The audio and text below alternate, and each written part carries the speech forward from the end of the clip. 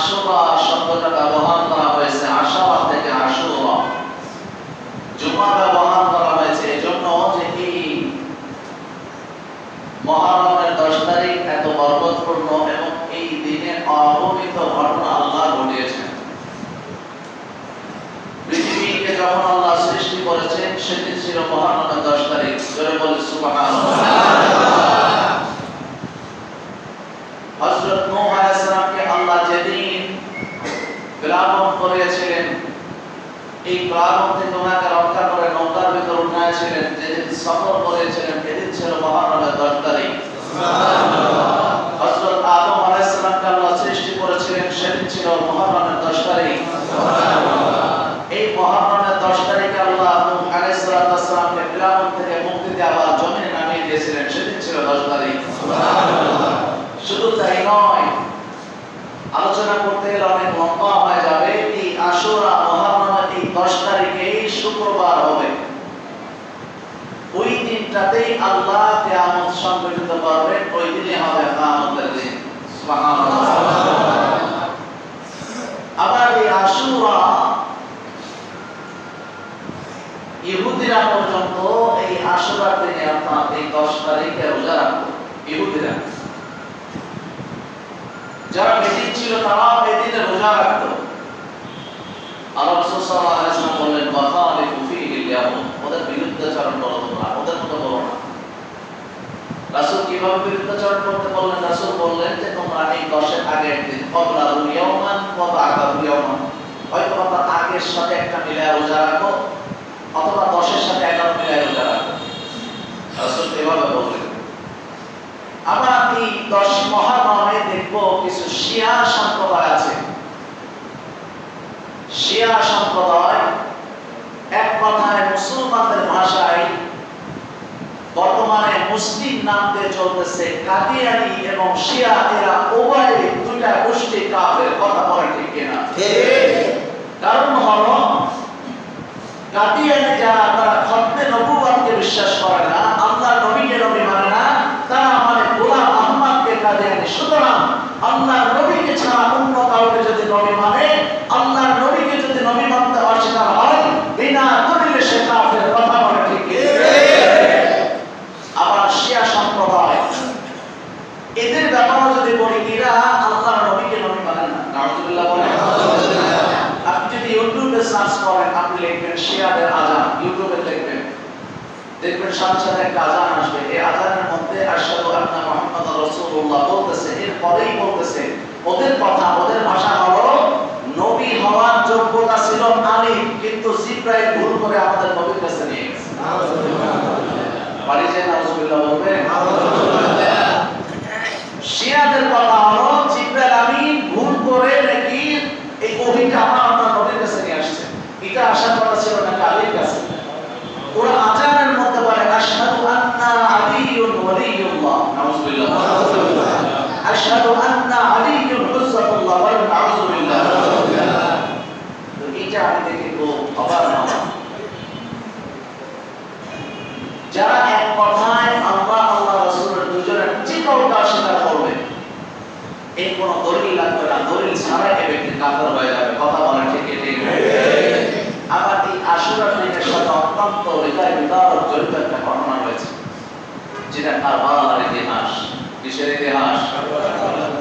এই কারবালার ইতিহাসকে কেন্দ্র করে শিয়ারা আবার কি করে জানেন? এই 10 মুহররমে তারা বড় বড় একটা তরবারি একটা ছুরি করে হাতে ধরে লড়বে। এরপরে তারা মনে করে যে সোরাও দিতে থাকবে, হাই হোসেন করবে।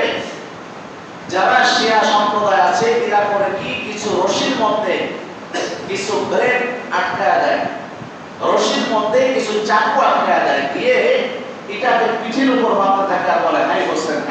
জোরে বলেন নাউযুবিল্লাহ। ইমাম হুসাইন রাদিয়াল্লাহু তাআলা ওনার পুরো পরিবার সহ শহীদ হয়ে গেলেন। এটাকে বোঝাতে যে ওদের এই মহব্বত দেখাতে যে তারা করলো কি, নিজের শরীরটাকে রক্তাক্ত করলো। অথচ ইসলামের স্পষ্ট এসেছে যদি কেউ কখনো নিজের হাতটাকে কেউ কাটলো, নিজের হাতটাকে ইচ্ছাকৃত অনাকাঙ্ক্ষিত ভাবে না, নিজে ইচ্ছাকৃতভাবে কাটলো, শরীরকে কষ্ট দিল, তার আমলনামায় আত্মহত্যার গুনাহ লিখে দেওয়া হলো।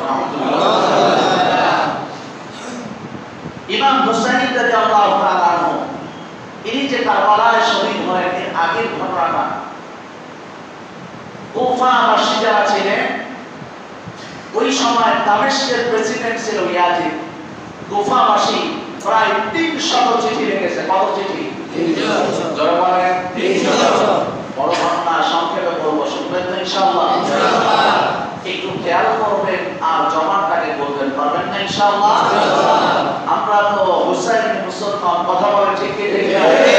এজন্য শিয়াদের মুহাব্বতের চাইতেও আল্লাহ নবীর প্রতি এবং তেনার যে সমস্ত ওরস ছিল, তেনার পরিবার থেকে যারা বের হয়েছে, তাদের চাইতে আমাদের ভালোবাসা বেশি। কথা বলে ঠিক কি ঠিক?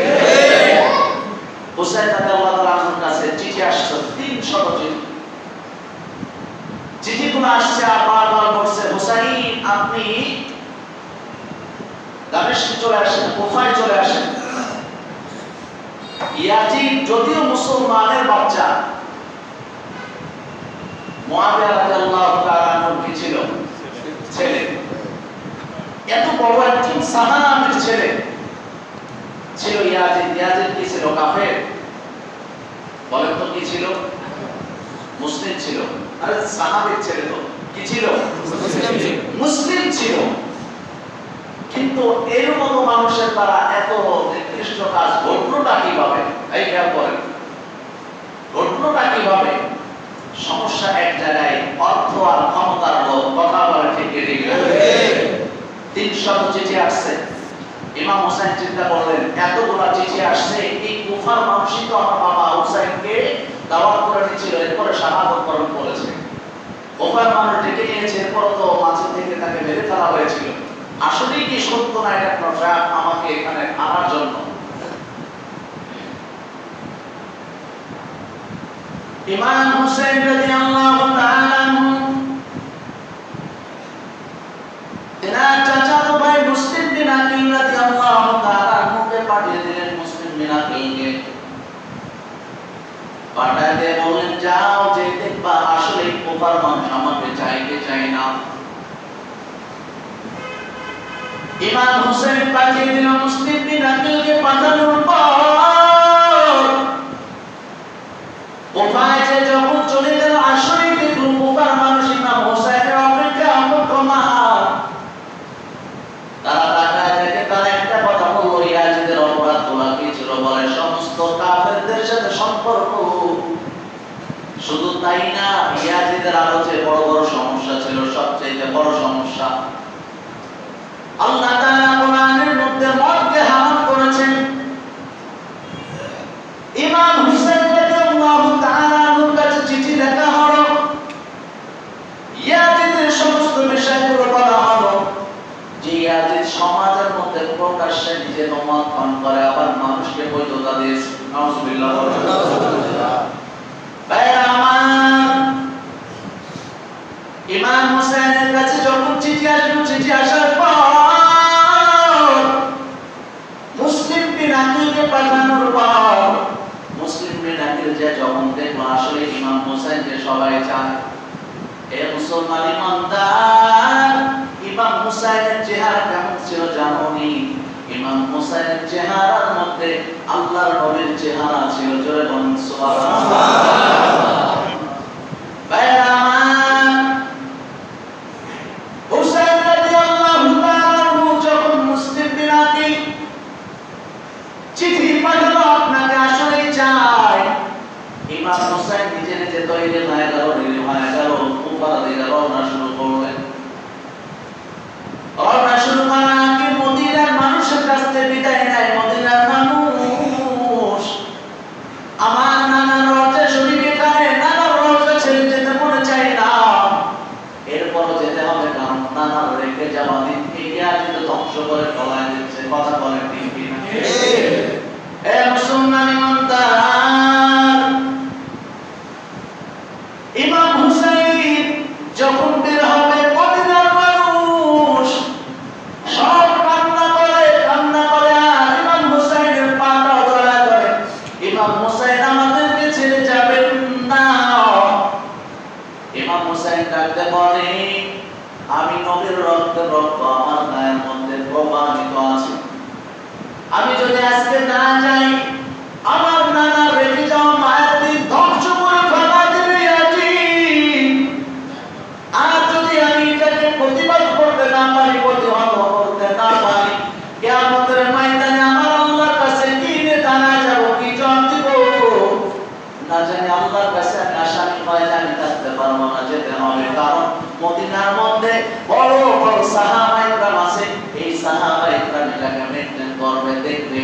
তবে হ্যাঁ, আমাকে আমার নানার দিনকে রক্ষা করার জন্য, আল্লাহর দিনকে রক্ষা করার জন্য যাওয়া লাগবে।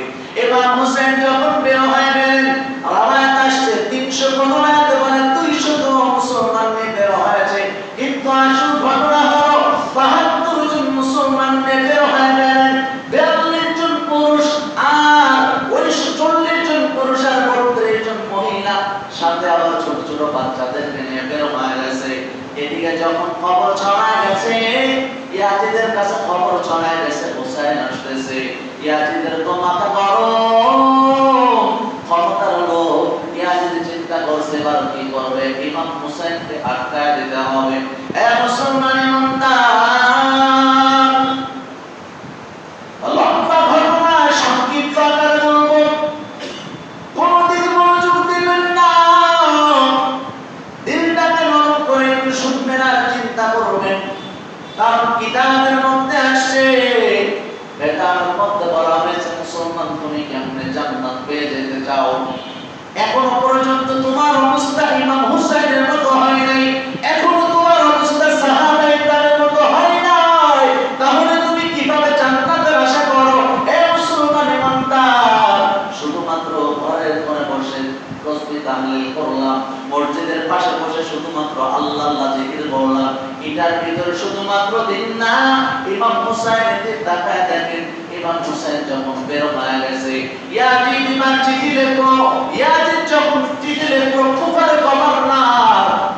গভর্নরের নাম ছিল উবাইদুল্লাহ ইবনে জিয়াদ, মনে রাখবেন উবাইদুল্লাহ ইবনে জিয়াদ এর কাছে যখন চিঠি লেখলো, চিঠি লেখার পর চিঠিটা পাওয়া মাত্র ওই চিঠিটা নেছে যে কার এত বড় সাহস ইমাম হুসাইনকে কারা এই কুফার মধ্যে আসার জন্য তাকে চিঠি লিখছে, সাহসটা কার? কুফার ভিতরে ঘরে ঘরে তল্লাশি শুরু হয়ে গেল, চিরুনি অভিযান যাকে বলেন। উবাইদুল্লাহ বিন জিয়াদ ইয়াজিদ যতটুকু না বলেছে সাহাবীর ছেলে, ইয়াজিদের অন্তরে কিছুটা মায়া ছিল, কিন্তু উবাইদুল্লাহ বিন জিয়াদ এত বড় বেয়াদব, সীমা অতিরিক্ত কাজ করেছে, এই হত্যাকাণ্ডটা ঘটাইছে। উবাইদুল্লাহ বিন জিয়াদের মতো বড় একজন বেয়াদব, সেও কিন্তু মুসলমান ছিল। কি ছিল? জোরে বলতে হবে, কি ছিল? মুসলমান ছিল, কিন্তু তারপর কেন এভাবে বেঈমানি করলো? এখন জামানায় তাকালে তো সহজেই বোঝা যায় মুসলমান এখনো আছে, কিন্তু ইহুদি খ্রিস্টানদের চামচামি করতেছে, আছে না নাই? এখনো চামচামি করতেছে, আছে। তাকায় দেখো, এ মুসলমান ইমানদার উবাইদুল্লাহ বিন জিয়াদ কি করলো? এবার 6000 সৈন্য নিয়ে বের হয়ে গেছে। 6000 সৈন্য, একটা দুইটা না, 6000 সৈন্য নিয়ে বের হয়ে যাওয়ার পর ঘরে ঘরে কুফার, ঘরে ঘরে পূজা শুরু হয়ে গেল, ঘরে ঘরে খুঁজতে শুরু করলো কারা চিঠি লিখছে, চিঠি লিখছে। হঠাৎ করে হযরত হুসাইন রাদিয়াল্লাহু তাআলা চাচাতো ভাই মুসলিম বিন আকিলকে পেয়ে গেল। মুসলিম বিন আকিলকে পার নৃশংসভাবে হত্যা করলো, মাথাটাকে আলাদা করে কুফার যে সবচেয়ে বড় মসজিদ, মসজিদের সামনে মাথাটাকে লটকায় দিল। মাথাটাকে লটকায় দেওয়ার পর সবাইকে ডাকতে বলে, শুধুমাত্র একে মানে নাই, যাদের ঘরে পাওয়া গেল, যারা এই মুসলিম বিন আকিলকে যাদের ঘরে এবং যারা তাকে সাহায্য করেছে, এবং অসংখ্য যুবকদেরকে, অসংখ্য মুসলমানদেরকে উবাইদুল্লাহ বিন জিয়াদ নিজের মুসলিম হয়ে তাদেরকে হত্যা করে ফেলালো। কিন্তু এবার একটা প্রশ্ন করি, এদিকে যে হত্যাকাণ্ড করতেছে ইমাম হুসাইন এটা কি জানে? না। জোরে বলেন না। উনি তো সফর করতেছেন, আল্লাহর বান্দা সফর শুরু করছেন। উনি যখন সফর শুরু করছেন, জিলহজের 8 তারিখ ছিল, কয় তারিখ? 8 তারিখ। জিলহজের 8 তারিখে বের হয়ে গেছে।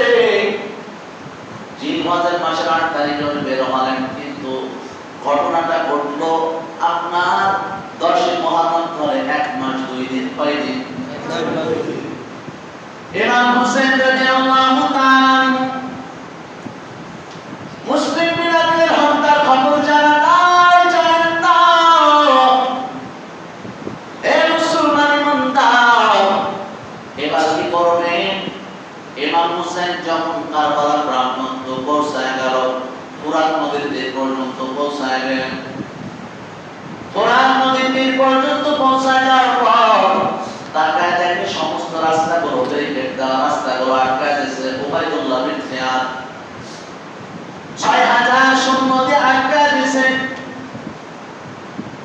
ইমাম হোসেন ডাকতে বলে, উবাইদুল্লাহ বিন জিয়াদ সুন্দরভাবে কথা বললেন, কি জন্য আটকায় দিয়েছো? আমি ইয়াজিদের কাছে যেতে চাই, ইয়াজিদের সাথে আমি বৈঠক করতে চাই, তার সাথে আমার কোনো যুদ্ধ না কিছুই না। উবাইদুল্লাহ বিন জিয়াদ বলেন, ইমাম হুসাইন, ইমাম তো বলেন না, বড় হুসাইন এখানে দাঁড়ায় যাওয়ার সুযোগ নাই, যেতে পারবা না। বারংবার চেষ্টা করলেন, বারংবার যাওয়ার জন্য অনুনয় বিনয় করলেন, কোনো সুযোগ নাই। একটা কথাই বললেন, তোমাকে ইয়াজিদের যে শাসন ব্যবস্থা, ইয়াজিদের খেলাফতকে মেনে নিতে হবে। সঙ্গে সঙ্গে ডাকতে বললেন, আমার রক্তের মধ্যে নবীর রক্ত বয়ে যায়। ইয়াজিদের মতো যার সাথে সম্পর্ক কাফেরদের, বেঈমান মুশরিকদের, যার সমাজের মধ্যে মদের প্রচলন আছে, সুদের প্রচলন আছে, এমন ব্যক্তিকে আমি ইসলামের জন্য খলিফা হিসেবে মানতে পারবো না। একটা আওয়াজ দিয়ে বলেন আল্লাহু আকবার। এটা ঈমান, এটা কোন আছে? বলে আমি এটা মানতে পারবো না, সম্ভব না, আমার জীবন চলে যাবে, তারপর আমার সম্ভব হবে না। কারণ তার মধ্যে রক্ত রয়েছে আলী রাদিয়াল্লাহু তাআলা আনহু, আসাদুল্লাহিল মালিক। কারণ আলী রাদিয়াল্লাহু তাআলা আনহু জুলফিকার টান দিয়ে তার সামনে কাফেররা দাঁড়াতে পারবো না। কথা বলে ঠিক কি না? সে আলীর ছেলে, তাহলে ইনার সামনে দাঁড়াবে আর ইনি এত সহজে মেনে নেবে? এটা সম্ভব না। আটকা দিলেন ফোরাত নদীর তীরে, কারবালা প্রান্তর, যেখানে ময়দান পাশে ফোরাত নদী। এখানে যখন আটকা দিল, আটকা দেওয়ার পর 2টা সপ্তাহ পার হয়ে গেছে, খানা নাই, কিছু নাই, বাচ্চারা কান্না শুরু হয়ে গেছে, কিছুই না।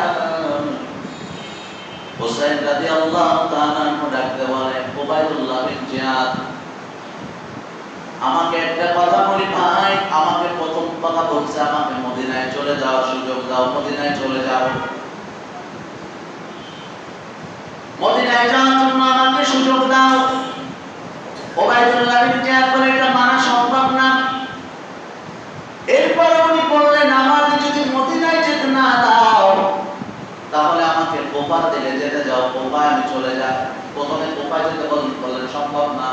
এরপরে বললেন মদিনায় যাই, এরপরে বললেন না, সেটাও সম্ভব না। হুসাইন বললেন, তাহলে অন্য কোনো পথ দেখায় দাও, অন্য কোনো দিকে আমি চলে যাই, আমাকে যাওয়ার সুযোগ দাও। বলে যে হুসাইন, এটাও মানতে পারলাম না, আর কোনো কথা থাকলে বলো ভাই, দাও, জানলাম না, আমাকে ইয়াজিদের কাছে নিয়ে যাও। কারণ তার বাবা একজন বড় সাহাবী, যদি আমি তাকে বুঝাই বলে হয়তো বা বুঝবে, কারণ তার শরীরের মধ্যে একজন সাহাবের রক্ত বয়ে চলছে। উবাইদুল্লাহ বিন জিয়াদ বলল, না, এটা সম্ভব না, তুমি এখান থেকে ইয়াজিদকে আগে একদিনকে তুমি খলিফা মানবা, তারপরে যাবা। ইমাম হোসেন বললেন, না, এতক্ষণ পর্যন্ত আমি মানতে পারবো না, যতক্ষণ পর্যন্ত সে তওবা না করবে মানতে পারবো না। ইমাম হোসেন এবার বারবার প্রেসার দেওয়া শুরু করলো, হোসেন আসো, যুদ্ধ করো, আমাদের সাথে যুদ্ধ শুরু করে দাও, যুদ্ধ করো। ইমাম হুসাইন বলেন, আমার বেড়াই লম্বা 1টা মাস পার হয়ে গেল, 1টা মাসের কারো পেটে কোনো খানা নাই, খেজুর নাই, সব শেষ হয়ে গেছে, পানি নাই। বারবার উবাইদুল্লাহ বিন জিয়াদকে বলে, উবাইদুল্লাহ বিন জিয়াদ, দাও একটু পানির ব্যবস্থা করে দাও। মানুষ সব কান্নাকাটি করতেছে, সব দুর্বল হয়ে পড়েছে। ফুরাত নদীর তীরটাকে আটকা দিয়েছে, পানি নাই, কিছুই নাই, কিছুই নাই, খানা নাই, সব কিছু বন্ধ। মুসলমান ইমানদার নিশ্চিত সামনে দেখতেছে খোদার তাড়নায়, খোদার যন্ত্রণায় মৃত্যু হয়ে যাবে, কিন্তু এরপর দেখবেন এক মিনিটের জন্য ইমানের সঙ্গে আপোষ করে নাই। এটাই মুমিনের সিফাত। কথা বলেন ঠিক কিনা? আর মুসলমান তো এমনই হওয়া দরকার। আল্লাহ পাক রব্বুল আলামিন সূরা নিসা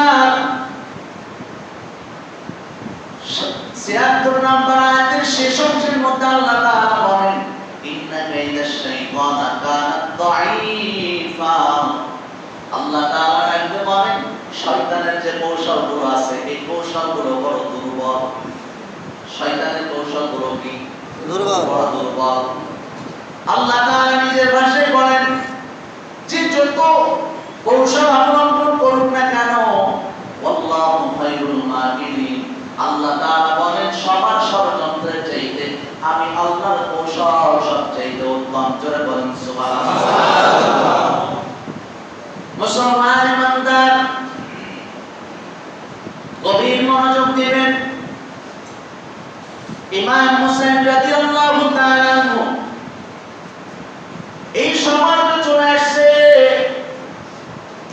10 মুহররম যখন চলে আসলো, আসার পর ফজরের নামাজের পর থেকে যুদ্ধ শুরু হয়ে গেল। ৬,০০০ কয় বাজার? ৬,০০০। আর ইন্দ্রা ছিলেন কয়জন পুরুষ? ৪০ জন পুরুষ। কয়জন? ৪০ জন। আর ৬,০০০ মানুষ যদি সারা একটু মার্চ করে, লং মার্চ যেটার পরে, এটাও যদি করে, ৪০ জন মানুষের তার পা নিচে পিষে মারা যায়। কথা বলে ঠিক কি? পিষে মারা যাবে তার নিচে। কিন্তু কি করবে যখন আর সুযোগ দেখে নাই, চিন্তা করছে এখন হয়তো বা নিজেদের ভিতর থেকে বললেন যে এখন আর কিছুই করার নাই, এখন একটাই আছে, যেহেতু মরতেই হবে তাহলে জিহাদ করে শাহাদাতের মৃত্যু চাই। এটাই মুমিনের কামনা। সুবহানাল্লাহ, সুবহানাল্লাহ। ৪০ জন পুরুষ নেমে গেলেন জিহাদের জন্য। যুদ্ধ শুরু হয়ে গেছে। 10 মুহররম, একবার 2 দিন না খাওয়া ৪০ জন মুসলমান জোহরের আগ পর্যন্ত তারা শাহাদাত বরণ করলে সব মাটিতে গলে পড়ে গেল। এ মুসলমান ইমানদার, একমাত্র ইমাম হোসেন তখনও পর্যন্ত জীবিত। তাবুর মধ্যে ঢুকে গেলেন। তাবুর মধ্যে ঢুকে যাওয়ার পর তাবুর ভিতরে যখন গেলেন, যাওয়ার পর স্ত্রীতে যখন তাকায়, দেখে মহিলারা যারা আছে সবাই কান্না করেন। কারো কারো স্বামী মারা গেছে, কারো সন্তান চলে গেছে, মহিলারা কান্না করতেছে। এই সময় ইমাম হুসাইনের 2টা সন্তান ছিল। একটার নাম ছিল হযরত আসফার, আর একটার নাম ছিল জয়নুল আবদিন। এই 2টা সন্তান ছিল। আসফার, হযরত আসফার, তার বয়স একদম সামান্য দুধের বাচ্চা। স্ত্রী ডাকতে কয়, স্বামী আমার একটু তাকায় দেখো, ঘরের মধ্যে কোনো পানি নাই, কোনো খানা নাই। সন্তানটার মুখের মধ্যে জিহ্বাটা দিয়ে দিয়ে তার জীবনটাকে বাঁচায় রেখেছিলাম, কিন্তু এখন সন্তান জিহ্বাটা আমার শুকায় গেছে, পানি নাই, গলা শুকায় গেছে, সন্তান পানি চাই। তুমি যদি পারো, তোমার কাছে কিছু চাই না, তোমার 2টা হাত ধরে বলি আমার সন্তানের জন্য 1 চামচ পানির ব্যবস্থা করো। কতটুকুর কথা বলেছে? 1 চামচ পানির ব্যবস্থা করে দাও। ইমাম হোসেন এবার চিন্তা করতেছে 1 ফোঁটা পানির জন্য আজকে কত কষ্ট করতে হচ্ছে। ইমাম হোসেন রাদিয়াল্লাহু তাআলা আনহু সন্তানটাকে হাতে করে নিলেন আর বললেন, হয়তো উবাইদুল্লাহ বিন জিয়াদ এর সামনে যদি নিয়ে যাওয়া হয় তাহলে হয়তো ছোট বাচ্চাটাকে দেখার পর তার মনটা গলে যাবে, ছোট বাচ্চাকে দেখার পর হৃদয়টা নরম হয়ে যাবে। আজকে যখন সামনে নিয়ে গেছে, সামনে নিয়ে যাওয়ার পর ইমাম হোসেন ডাকতে বলে, উবাইদুল্লাহ বিন জিয়াদ তাকায় দেখ। এই ছোট বাচ্চাটা দেখা একটু মায়া হয় না, এ তাকায় দেখ, মানুষ সব পানির জন্য কান্না করতেছে। আরে আমি তো নবীর মেয়ের সন্তান, এ আমার প্রতি আমি তো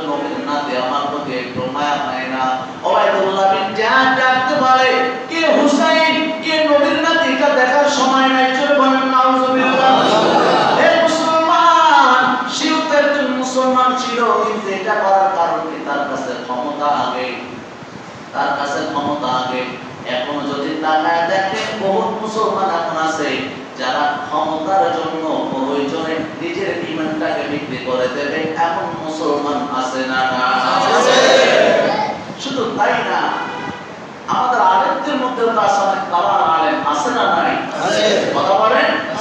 যদি খালি জিজ্ঞাসা করে যে হুজুর গুলশানের মধ্যে আপনাকে ফ্ল্যাট দেওয়া হবে, 2-4টা ঘুরাই ফিরে মাসলা বলেন, বলবে কি আর 2-4টা প্রয়োজনে 6 মাস ধরে শুধু মিথ্যা বলবো, আছে না নাই? কথা বলেন, আছে না? এটার কারণেই দেখবেন অনেক সময় সুবিধাবাদী আলেম পাবেন কয়েক প্রকার, এর মধ্যে কিছু আছে সুবিধাবাদ, যারা সঠিক কথা বলতে পারবেন, হক কথা বলতে যাবেন, কিন্তু ইমাম হোসেন তার ইমানের জায়গা অনড়, যে জীবন চলে যাবে কিন্তু কখনো কাফিরদের সাথে যাদের সম্পর্ক তাদেরকে মেনে নিতে পারবে না। জোরে বলেন সুবহানাল্লাহ।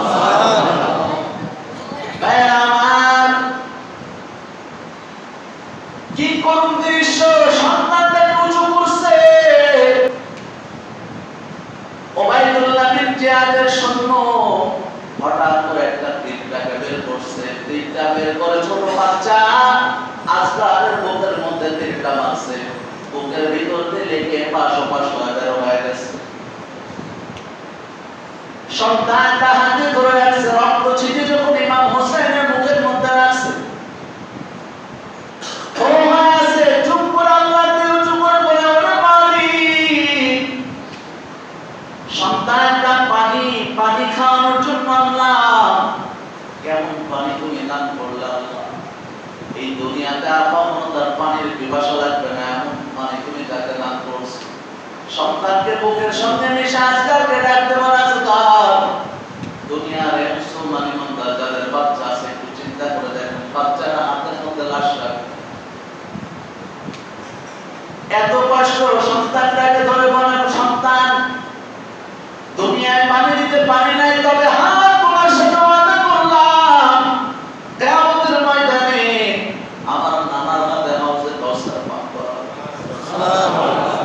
সন্তানটাকে ঘরের মধ্যে নিয়ে আসছে, সন্তানটাকে তাবুর মধ্যে নিয়ে আসছে, স্ত্রীর কাছে দিয়ে গেছে, স্ত্রীর কাছে দিয়ে বলে, সন্তানটাকে দিয়ে দিন, আমার জীবনের পানি চাবে না, তোমার কাছে পানি চাবে না, এমন পানি পান করেছি সন্তান জীবনের পানি চাবে না, তবে আমার আজকাল তো বিদায় নিয়ে চলে গেল, তবে এখন আমার যে জয়নুল আবদিন আছে তাকে তুমি দেখাশোনা করো, যদি বেঁচে থাকো আমার এই সন্তানটাকে আমার এই পথে তুমি দিয়ে দাও, আমার নানার পথে দিয়ে দিও। সুবহানাল্লাহ। মুসলমান ইমানদার ইমাম হোসেন বের হয়ে পড়লেন জোহরের পর, হাতে একটা রুমাল ছিল, রুমালটাকে মাঝের মধ্যে টানতে বেঁধে মানে নিটা ওই রুমাল ছিল যেটা নবীর হাত থেকে পেয়েছে, আল্লাহু আকবার। মাথার মধ্যে রুমালটাকে বাঁধার পর ইমাম হোসেন বীরের মতো লড়াই শুরু করছে, এটা তো আলীর সন্তান, যুদ্ধ শুরু করছে, আসর পর্যন্ত চালা গেছে, আসর পর্যন্ত একা জিহাদ করেছে, না খাওয়াবে শত শত মুসলমান যাদের মধ্যে ছিল বেঈমান ছিল, শত শত বেঈমানদেরকে জাহান্নামে পাঠায়া তরবারি দিয়ে সমাধান করে ফুরাতের দিকটাকে খালি করে ফেলেছে। এবার পানির কাছে চলে গেছে, যাওয়ার পর নিজে যে তরবারিটা হাতে নিলেন, বাবার তরবারি জুলফিকার, আবার ওই মুহূর্তে সাথে সাথে নিজে যে ঘোড়ার উপরে সওয়ার করলেন, ঘোড়ার নামটা ছিল জুলজুল, ডাকতে বলে, হ্যাঁ তুই আগেও পানি খা, আমি আগে কেমনে খাবো, তুইও তো পানি খাস না। পানি তো খাবে, ইমাম হোসেনের চেহারার মধ্যে তাকায় থাকে, পানি খাওয়া তো পরের কথা।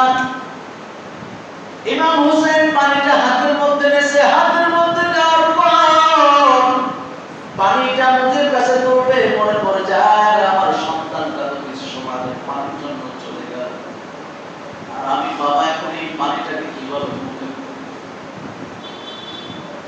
ইমাম হোসেন দাঁড়ায় গেলেন, চুপ হয়ে গেলেন, হঠাৎ আল্লাহর দিকে তাকায় বলেন, আল্লাহ, তীর শুরু হয়ে গেল, তীর ছুটতে শুরু করলো, একাধিক তীর ঢুকে গেল ইমাম হোসেনের বুকের মধ্যে। ইমাম হোসেন জমিনের মধ্যে যখন পড়ে যাওয়ার পর ওই সময় আর কেউ নাই, সেবার নামে একজন সবচেয়ে বড় একটা বেয়াদব।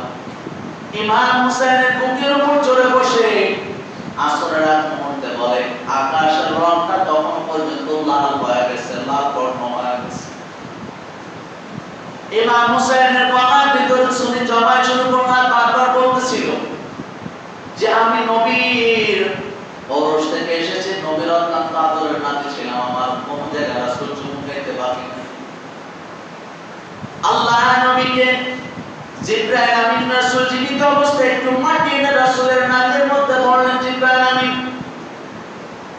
জিবরাইল আমিনকে বললেন, ইয়া রাসূলুল্লাহ, ইয়া হাবিবাল্লাহ, কি পান আপনি এটার মধ্যে? বলে, আমি তো হুসাইনের ঘেরান নাই।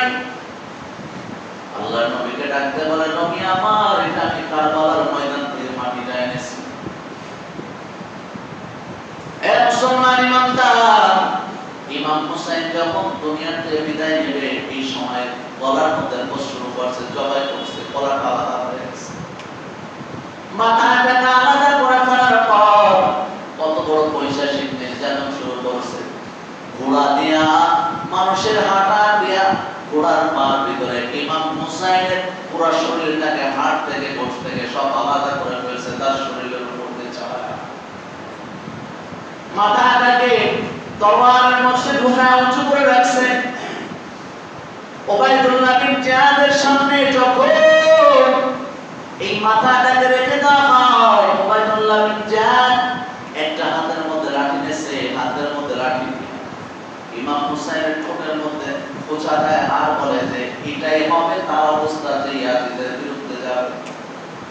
এদিকে ইয়াজিদের কাছে কোনো খবর নাই, জানেন না কি ঘটতেছে। এদিকে এই হালাতের মাথা কোনো খবর তার কাছে যায় না, জানেও না। এ মুসলমান ইমানদার, ওই সময় একজন সাহাবী বসা ছিল, বৃদ্ধ সাহাবী, যে সাহাবীর নাম ছিল যায়েদ রাদিয়াল্লাহু তাআলা। যিনি ডাকতে বললেন, সাইয়্যিদা শাবাবি আহলিল জান্নাহ, এ হুসাইনের ওবাইদুল্লাহ বিন জিয়াদ তোর বেয়াদবির চরম পর্যায়ে চলে যাচ্ছ। আমি অনেকবার দেখেছি ঠোঁটের মধ্যে নবী চুমু খাইছে, এখন বেয়াদবি আর করিস। সাহাবী কান্না করতেছে, কান্না করার পর 10 তারিখ চলে গেল। 11 তারিখ সকালবেলা আল্লাহর নবীর একজন স্ত্রীর নাম ছিল হযরত উম্মে সালামা। উম্মে সালামা রাদিয়াল্লাহু তাআলা আনহু, এ মুসলমান, 11 তারিখ সকালবেলা উম্মে সালামা ঘুম থেকে উঠেছে আর কান্না করতেছে, হাওয়া করে কান্না করতেছে। মদিনার মানুষ উপস্থিত হয়ে গেছে, আল্লাহর নবীর স্ত্রী কেন কান্না করে? উম্মে সালামা ডাকতে বল, আমি রাতের বেলায় স্বপ্নে দেখলাম আমার নবী আমার ঘরের মধ্যে আসছে, চুলগুলো এলোমেলো অবস্থা, নবী আসছে, নবীর চোখে পানি, নবীর গায়ে ধুলাবালু মাথা। আমি স্বপ্নের মধ্যে দেখলাম নবীর গায়ের মধ্যে ধুলাবালু মাথা, নবীর চুলগুলো এলোমেলো। নবীকে ডাকতে বললাম, নবী আমার, কোথা থেকে আসছেন, চুলগুলো এলোমেলো কেন? নবী ডাকতে কয়, এই মাত্র আমি কারবালার ময়দান থেকে আসলাম, আমার হুসাইন নাই। আল্লাহ নবী স্বপ্নের মাধ্যমে উম্মে সালামাকে জানায় দিলেন। উম্মে সালামা সবাইকে বলা শুরু করলো, হুসাইন আর দুনিয়ায় নাই। এ মুসলমান ইমানদার, একটু চিন্তা করে দেখেন, নবীর ওরস থেকে এসেছে এই ইমাম হুসাইন। এক মুহূর্তের জন্য আপনি আমি বর্তমান সময় যদি তাকায় দেখি, মুসলমান হিসাবে যদি কিতাবের মধ্যে তাকায় দেখি, তারিখ ইবনে জারির তাবারিতে লিখেছেন, বলে তোমাদের অবস্থা এখনো হুসাইনের মতো হয় নাই, তাহলে তোমরা জান্নাতের আশা কেমনে করো? তোমাদের অবস্থা এখনো সাহাবায়ে মতো হয় নাই, কেমনে জান্নাতের আশা করো? এই মুসলমান ইমানদার, এইজন্য ঈমানটাকে মজবুত করবেন, কারণ দুনিয়ার মধ্যে সবচেয়ে দামি বিষয় হলো ঈমান। ঈমানের চাইতে দামি পৃথিবীতে আর কিছুই নাই। কথা ঠিক কি না? যদি কখনো কোন মানুষ, বোঝানোর জন্য বলছি, গাড়ির ড্রাইভিং সিটের মধ্যে ধরেন একজন মাতালকে বসায় দিয়েছেন, কাকে? একটা মাতালকে বসায় দিয়েছেন। এখন পিছনে বসে আব্দুল কাদের জিলানী সহ সবাই যদি তাসবিহ পড়ে আর কয় আল্লাহ তুমি বাঁচায় দাও, খবরদার যেন অ্যাক্সিডেন্ট না হয়। অ্যাক্সিডেন্ট হাত থেকে বাঁচা সম্ভব না? কথা বলেন না, সম্ভব না। এখন বর্তমান অবস্থা হলো সমাজের পরিচালনার যে ড্রাইভিং সিট গুলা, এগুলা জায়গায় বসে গেছে সব মাতালের দল। এই জন্য এখান থেকে বসে বসে দোয়া করলে কিন্তু আল্লাহ কবুল করবে না। মাঝে মাঝে চিন্তা করেন আল্লাহর কাছে কত দোয়া করলে আল্লাহ দোয়া কবুল করে না। না, এতক্ষণ পর্যন্ত আল্লাহ দোয়া কবুল করবেন না, কারণ ভুলগুলো তো আমার আপনার সমর্থনেই তো এটা হচ্ছে। আল্লাহ সকলকে বোঝার তৌফিক দান করুন, জোরে বলেন আমিন। এই যে আজকে হলো 5 তারিখ শুক্রবার, 9 তারিখ পড়তেছে, তাহলে কি বারে? সোমবারে 9 তারিখ 9 তারিখ মঙ্গলবার, তাই না? 9 তারিখ মঙ্গলবার এবং বুধবার, অথবা বুধবার এবং বৃহস্পতিবার, এই দুইটা রোজা রাখতে হবে। পারবেন তো ইনশাআল্লাহ? পারবেন না ইনশাআল্লাহ? পারবেন। আল্লাহ রাসূল সাল্লাল্লাহু আলাইহি সাল্লাম বলেছেন, হাদিসের মধ্যে বর্ণনা করেছেন যে তোমরা যারা, রাসূল হাদিসের মধ্যে বলেছেন আফজালুস সিয়ামি বা'দা রমাদান শাহরুল্লাহ মুহররম, আল্লাহর কাছে সবচেয়ে দামি রমজানের রোজার পরে যদি কোনো রোজা থাকে সেটা হলো মুহররমের রোজা। সুবহানাল্লাহ। শুধু তাই নয়, এখানে আরো একটা বলা হয়েছে মাওয়াসা আলা ইয়ালিহি ফিন্নাত ইয়াউম আশুরা ওয়াসআল্লাহু আলাইহি সাইর সানাতি ওয়া মা ইয়ারনাহু মিনাল বালা'i ওয়া শিরকুল আসা। এখানে একটা বিষয় রয়েছে, আল্লাহ রাসূল সাল্লাল্লাহু আলাইহি ওয়াসাল্লাম বলেন যে এই যে রোজাটা, অনেক সময় মানুষ এখানে উৎসব করে, উৎসব করতে নিষেধ আসছে যে এটা শিরকের অন্তর্ভুক্ত। শিরকে বল আসা, এটা শিরক এবং অত্যন্ত গুনাহ কাজ। তবে হ্যাঁ, যদি কোনো ব্যক্তি এই মুহররমের 10 তারিখ উপলক্ষে পরিবারের জন্য খরচের হাত বাড়ায় দেয়, আল্লাহর নবী বলেন আল্লাহ তাকে পুরো বছর সচ্ছলতা দান করবে। সুবহানাল্লাহ। সুবহানাল্লাহ বলেন। সুবহানাল্লাহ। আপনারা ইসলামের মধ্যে খাওয়ার দিন খুঁজে পান না, এই দেখুন খাওয়ার দিন আছে না নাই? এই 10 মুহররমে নিজের পরিবারের জন্য খরচের হাত বাড়ানোর জন্য কখন খাবো? রোজা রাখবো তো, সাহারি এবং ইফতারের মধ্যে ভালো খাবারের আঞ্জাম দেন। আল্লাহ রাসূল বলেন যে এই তোমরা ভালো খাওয়ার চেষ্টা করো, এটা ওসিলায় আল্লাহ তোমার পুরা বছরটাকে তোমার সচ্ছলতা দিয়ে দেবে। সুবহানাল্লাহ। সুতরাং পাওয়া যাবে না ইনশাআল্লাহ? ইনশাআল্লাহ। 9 তারিখ 10 তারিখ অথবা 10 এবং, কারণ ইহুদিরাও এই 10 তারিখে রোজা রাখে। আল্লাহ রাসূল বলেছেন তোমরা তাদের বিরুদ্ধাচরণ করো। আল্লাহ আমাদের সকলকে বোঝার তৌফিক দান করুন, বলেন আমিন। নিজের পরিবারের জন্য খরচের হাত আল্লাহ প্রশস্ত করার তৌফিক দান করুন, আমিন। আখির দাওয়ানা